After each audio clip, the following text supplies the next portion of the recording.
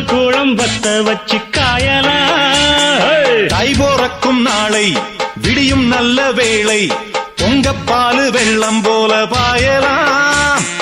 அச்சு வெள்ளம் பச்சரிசி வெட்டி வச்ச செங்கரும்பு அத்தனையும் தித்திக்கிற நாள்தான்.